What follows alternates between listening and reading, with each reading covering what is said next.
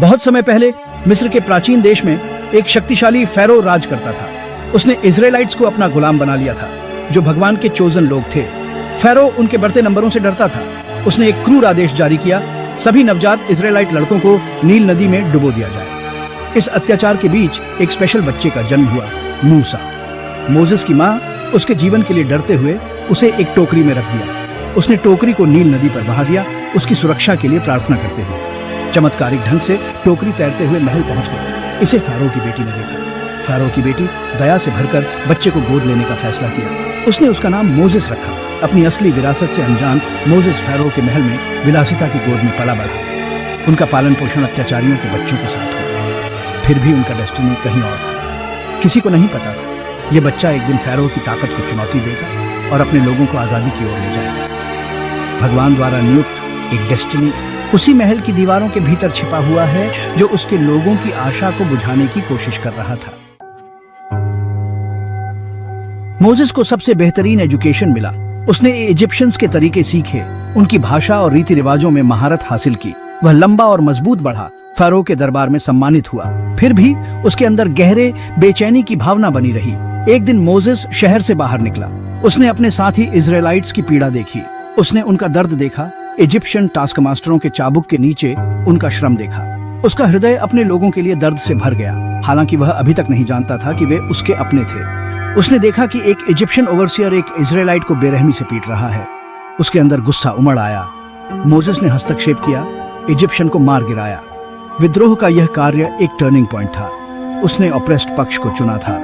Moses के काम की बात फेरो तक पहुंची। अब एक भगोड़ा मोसेस मिस्र से भाग गया। वह जीवन पीछे छोड़कर जिसे उसने कभी जाना था। वह रेगिस्तान में चला गया, अकेला और अपने भविष्य के बारे में अनिश्चित।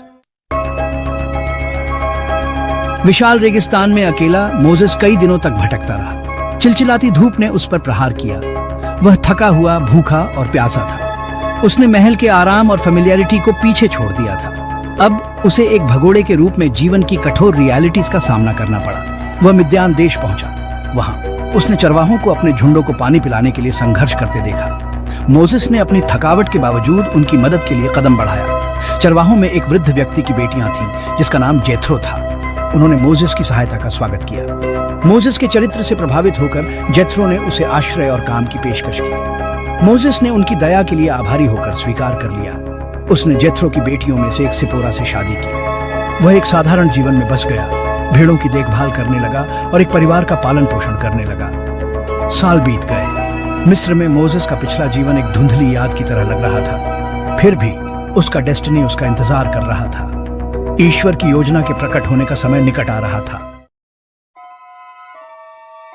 एक दिन अपने झुंड को चराते हुए मोसेस एक आश्चर्यजनक दृश्य पर आ गया। एक झाड़ी तेज जल रही थी, फिर भी वह आग की लपटों से भस्म नहीं हुई थी। जिज्ञासु मोसेस जलती हुई झाड़ी के पास पहुंचा। आग की लपटों में से एक आवाज गूंजी। उसे पुकार रही थी, मोसेस, मोसेस। यह भगवान की आवाज थी। मोसेस विस्मय और भय से अभिभूत होकर जमीन पर गिर पड़ा। भगवान ने उससे बात की, अपनी योजना का खुलासा किया। भगवान ने घोषणा की कि उसने मोसेस को एक विशेष मिशन के लिए चुना है।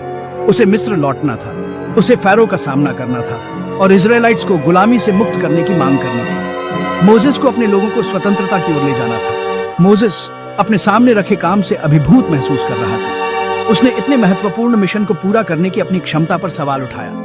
वह एक चरवाहा था, नेता नहीं। फिर भी भगवान ने उसे आश्वस्त किया, हर कदम पर उसके साथ रहने का वादा किया। Section 5, return to Egypt, confronting pharaoh and demanding liberation.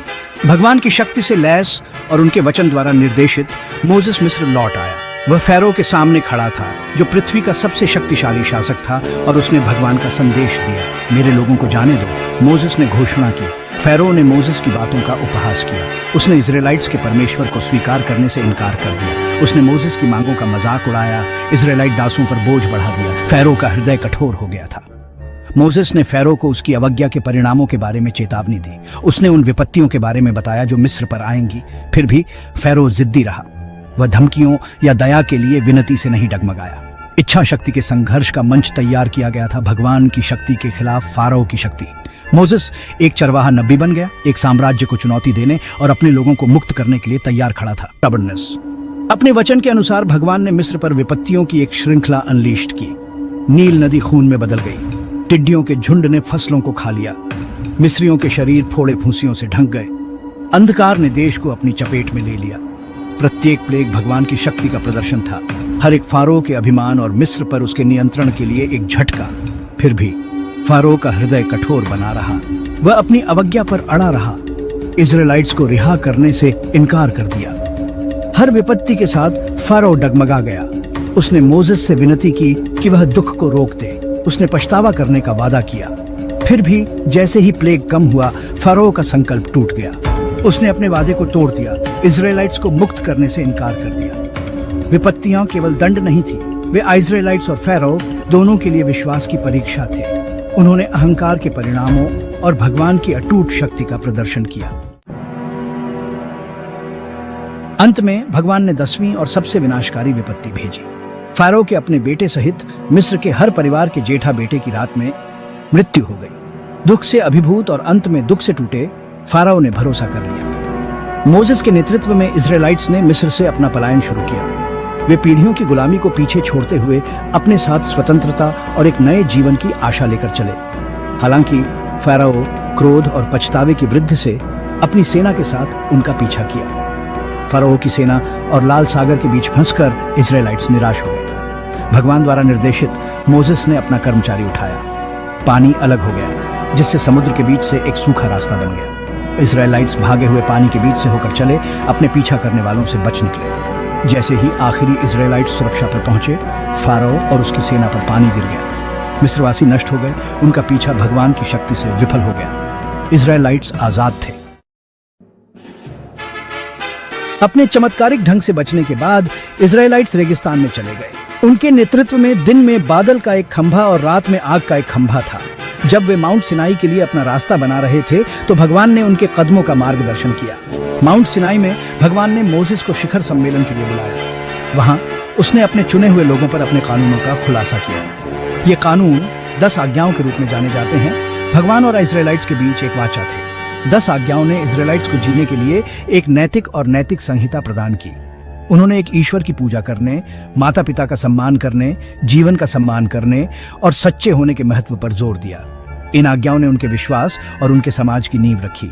Moses पहाड़ से उतरा, जिस पर 10 आज्ञाओं के साथ 2 पत्थर की गोलियां थीं। उसने इजराइलाइट्स के साथ भगवान के नियमों को साझा किया, उनसे इस दिव्य वाचा के अनुसार जीने का आग्रह किया। वादा किए गए देश की उनकी यात्रा आसान नहीं थी।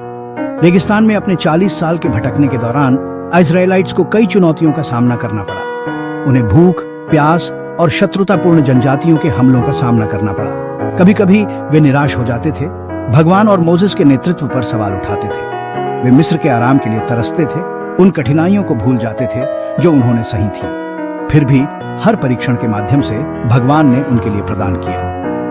उसने उन्हें खिलाने के लिए स्वर्ग से मन्ना भेजा और उनकी प्यास बुझाने के लिए चट्टानों से पानी भेजा। ये 40 साल इजराइलाइट्स के लिए परीक्षा और आध्यात्मिक सुधार का समय थे। उन्होंने भगवान के प्रावधान और मार्गदर्शन पर भरोसा करना सीखा।